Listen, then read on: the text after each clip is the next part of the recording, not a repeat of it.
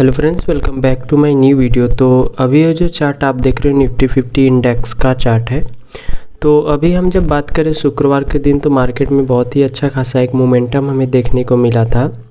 Market ने जो opening की थी बहुत ही अच्छे रेंज भी की थी। आप देख पा रहे हो कि मार्केट का जो ओपनिंग हुआ था गैप अप ओपन हुआ था। मैंने टेलीग्राम के अंदर बताया भी था कि मार्केट कहीं ना कहीं गैप अप होगा स्ट्रॉन्ग तरीके से, और गैप अप होने के बाद एक रेंज बनाया 24,750 का जो रेंज था। ठीक है, इस लेवल पे मार्केट ने आया। उसके बाद एक बड़ी कैंडल से स्पाइक दिया डाउन साइड में, और मार्केट ने एक ट्रेंड लाइन क्रिएट किया। उसके बाद उस ट्रेंड लाइन को जैसे ही 24,600 पे एक स्ट्रॉन्ग हैमर क्रिएट किया, उसके बाद अच्छा खासा एक बाइंग देखने को हमें अप साइड में मिला था। ठीक है, तभी ओवरऑल शुक्रवार के दिन क्या हुआ तो वो अभी आपको समझ में आ गया होगा कि मार्केट का जो ओपनिंग था और लो पॉइंट था उसी के बीच में मार्केट फंसा हुआ है।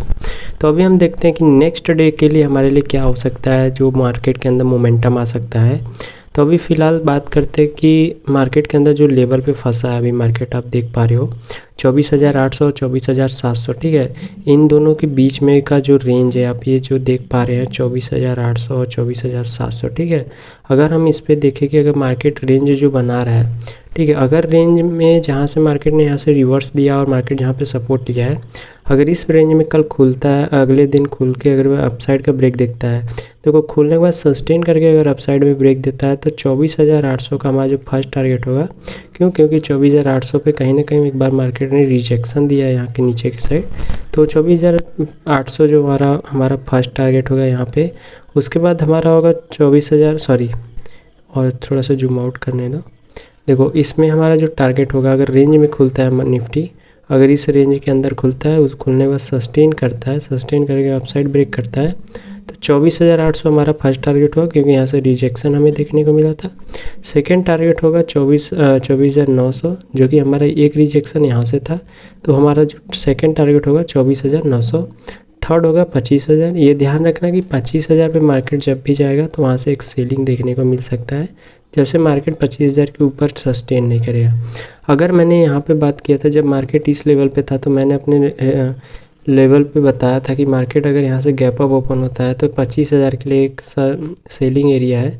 तो हमारे पीछे वीडियो में देख सकते हो आप कि मैं जब बता रहा था कि मार्केट अगर इस लेवल पे आ गया है, अगर इस लेवल को ब्रेक करता है, तो गैप अप खुलने के बाद अगर 25,000 के लेवल पे जाता है तो वहाँ से हमें एक सेलिंग देखने को मिल सकता है। तो मार्केट ने जैसे ही 25,000 के लेवल पे ओपनिंग किया, उसके बाद वहाँ से सेलिंग आई।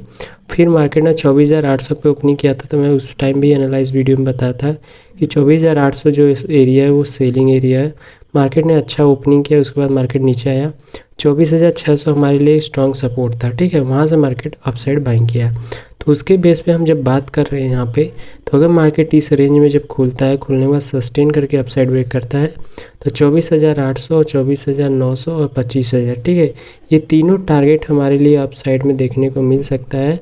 बट ये ध्यान रखना, आप ट्रेड लेते समय सब पेशेंस रखा करिए। काफ़ी लोगों का क्या आता है कि बार बार कमेंट आता है इंस्टा के ऊपर, मैसेज आता है कि सर अब बताइए। अब देखिए, मैं जो भी ट्रेड बताता हूँ आपको जेन्युइन ट्रेड बताता हूँ। बाकी जो लाइव के अंदर आप देख के किसी को भी फॉलो करते हो वो आपकी मर्ज़ी है, बट मैं जो लाइव के अंदर हर एक मिनट पे आपको ट्रेड बताते हैं उस तरीके से मैं ट्रेड नहीं बता पाऊँगा आपको, क्योंकि काफ़ी लोगों का कमेंट हमारे पास आ रहा है।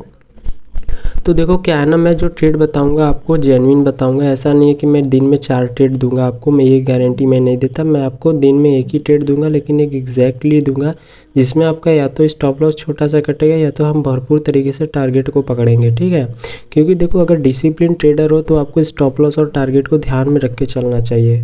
यही बात मैं बार बार बताता हूँ, लेकिन काफ़ी लोगों का जब बार बार कमेंट आता है तो वो अच्छा नहीं लगता है अपने को। ठीक है, तो मार्केट जब ओपनिंग होता है, ओपनिंग होने के बाद क्या करता है कि यहाँ पे सस्टेन करने का अपसाइड ब्रेक करता है, तो फर्स्ट हमारा 24,800, सेकंड 24,900, थर्ड 25,000। बट ये ध्यान रखना, अगर मार्केट यहाँ सस्टेन करके ऊपर गया, फिर सस्टेन करके 25,000 के लेवल पे गया, कोई भी नेगेटिव कैंडल बनाता है या एक स्पाइक देता है गैप अप, तो वहाँ से मार्केट फिर नीचे आने के चांसेस बना सकता है। ये विशेष रूप से अपने दिमाग में बना के रख लीजिए कि 25,000 का जो लेवल है निफ्टी के अंदर एक स्ट्रॉन्ग सेलिंग एरिया है। हाँ, कब ये बाइंग होगा, जब 25,000 के ऊपर निकलेगा सस्टेन करने के बाद, अगर उसके बाद अपसाइड ब्रेक करता है तो हमारे लिए एक स्ट्रॉन्ग 25,000 सपोर्ट की तरह काम करेगा। ठीक है, अभी मान लेते हैं कि यहाँ पे सस्टेन करने नीचे एक साइड ब्रेक करता है तो उसके लिए 24,600 हमारे लिए एक स्ट्रॉन्ग सपोर्ट है। तो फर्स्ट टारगेट हमारे लिए यही होगा, सेकंड 24,500। ये ध्यान रखना कि 24,500 जो हमारा सेकंड टारगेट है ये भी 25,000 की तरह एक स्ट्रॉन्ग सपोर्ट की तरह काम करेगा। जैसे 25,000 क्या था सस्टेन का रेजिस्टेंस काम कर रहा था यहाँ पे। ठीक है, और ये क्या करेगा आपको यहाँ पे सपोर्ट की तरह काम करेगा। अगर मार्केट यहाँ पे खुलने के बाद नीचे एक साइड आता है तो फर्स्ट टारगेट होगा 24,600। उसके बाद मार्केट अगर यहाँ पे सस्टेन करके नीचे आता है तो 24,500 पे आएगा जब, तो यहाँ पे कोई भी पॉजिटिव कैंडल बनाता है। ठीक है, तो यहाँ से मोमेंटम हम फिर से 24,700 के आसपास का जो लेवल है यहाँ तक देख सकते हैं। यहाँ पे आया मार्केट, उसके बाद अपसाइड मूव दे सकता है। ठीक है, तो पेशेंस रखा करिए। ठीक है, थोड़ा सा मूव किया आप एग्जिट हो जाते हो, थोड़ा सा पेशेंस रखो। मार्केट का बिहेवियर अपसाइड में है तो वो अपसाइड ही जाएगा, बट आपको ये ध्यान रखना है जो ब्रेकअप स्ट्रक्चर है इसको ध्यान में रखना है। ठीक है, जो बार बार रेजिस्टेंस सपोर्ट को रेजिस्टेंस की तरह काम कर रहा है इसे ध्यान में रखा करिए। ठीक है, पेशेंस में लेके जब ट्रेड करेंगे तो आप प्रॉफिट में रहेंगे। ये तो हो गया रेंज के अंदर खुलता है उसके लिए। अगर मार्केट गैप अप ओपन हो जाता है तो हम क्या कर सकते हैं, तो गैप अप के लिए देखो 24,800 का जो लेवल है, ठीक है, ये ध्यान रखना कि 24,800 पे सेलिंग आई थी। अगर मार्केट गैप अप खुलता भी है नेक्स्ट डे और यहाँ पे खुल जाता है 24,800 तो फिर से हमें कहीं ना कहीं एक स्पाइक देखने को मिल सकता है कि जो निफ्टी यहाँ तक आ सकती है 24,600, क्योंकि यहाँ पे एक बार स्पाइक आई थी, एक बार यहाँ पे भी स्पाइक आई थी। तो 24,800 के आसपास आता है तो हम कहीं ना कहीं फिर से गैप अप खुलता है तो स्पाइक आ जाएगी। यहाँ पे सस्टेन करता है रेंज बना के, अगर नीचे एक साइड ब्रेक करता है तो फर्स्ट टारगेट 24,700 होगा, सेकंड 24,600 होगा। ठीक है, गैप अप खुलने के बाद सस्टेन करने के बाद नीचे एक साइड ब्रेक करेगा तो हमारा फर्स्ट टारगेट होगा 24,700, ये ध्यान रखना। सेकंड टारगेट होगा 24,600, ये दोनों टारगेट हमारे लिए होंगे। अगर गैप अप खुलने के बाद अपसाइड जाता है तो 24,900 हमारे लिए एक रिजेक्शन एरिया है, ये ध्यान रखना, क्योंकि यहाँ पे मार्केट ने रिजेक्शन दिया था। तो मार्केट जैसे ही इस लेवल पे जाएगा तो स्पाइक आएगी तो फिर से मार्केट कहीं ना कहीं नीचे की साइड बैलेंस बना सकता है। ठीक है, अगर इस पर सस्टेन करके ऊपर की साइड निकल जाता है, मान लेते हैं गैप अप खुला, उसके बाद यहाँ गया, फिर यहाँ से अप साइड निकलता है तो 25,000 जो हमारे लिए होगा ये सेकेंड टारगेट होगा।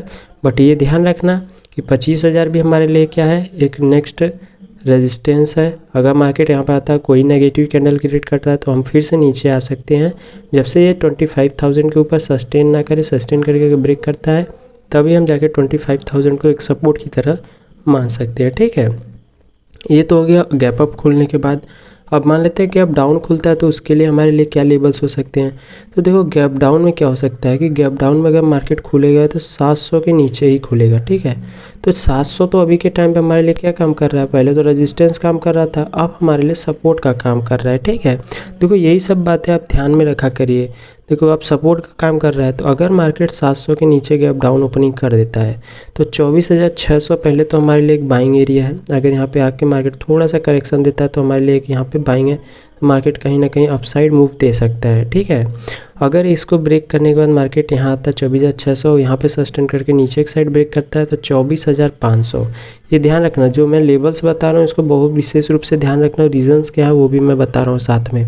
तो गैप डाउन खोलने के बाद नीचे आता है तो 24,600 फर्स्ट टारगेट होगा, इसके बाद सस्टेन करने में नीचे आता है तो 24,500 हमारा सेकेंड टारगेट होगा। ठीक है, बट ये ध्यान रखना कि 24,500 एक स्ट्रॉन्ग सपोर्ट की तरह काम कर रहा है। अगर मार्केट यहाँ पे आता है सस्टेन करता है तो हम कहीं ना कहीं अपसाइड में जा सकते हैं। लेकिन एक और बात ध्यान रखना कि कहीं ना कहीं आप 24,400 को भी एक सपोर्ट मान सकते हैं स्ट्रॉन्ग, क्योंकि यहाँ से भी मार्केट जब आया था तो गैप अप खुलने के बाद मूव दिया था बहुत ऊपर। तो अगर यहाँ पे आने के बाद सस्टेन करके ब्रेक करता है, यहाँ पे ध्यान रखना बहुत विशेष रूप से, तो यहाँ पे 24,400 पे आपको बाइंग देखने को मिल सकती है। जैसे इस लेवल पे हम बात करें एग्जांपल में, तो मार्केट यहाँ खुला, उसके बाद आया, काफ़ी लोगों को लगा कि यहाँ पे बाइंग होगी, लेकिन मार्केट फिर सेलिंग किया, बट बाइंग असली हुआ कहाँ, 24,600। तो सेम यही होगा, मार्केट यहाँ आएगा सस्टेन करेगा, काफ़ी लोगों को लगेगा कि मार्केट में बाइंग आएगी, मार्केट फिर गिरेगा, फिर यहाँ पे सस्टेन करेगा, कोई पॉजिटिव कैंडल बनाएगा, उसके बाद मार्केट अप मूव कर देगा। ठीक है, यही सब चीज़ें आप ध्यान में रखा करिए। ठीक है, ये हो गए range, gap up, gap down. ठीक है, तो आई होप कि निफ्टी के जो लेवल्स थे आपको सब समझ में आ गए होंगे। कोई भी डाउट होता है तो लाइव के अंदर भी आप पूछ सकते हो। ठीक है, बाकी कमेंट कर दो, जो चीज़ें ना समझ में आए सीधा इंस्टा पे मैं आपको बता दूंगा। तो मिलते हैं अपने नेक्स्ट वीडियो में, तब तक के लिए धन्यवाद।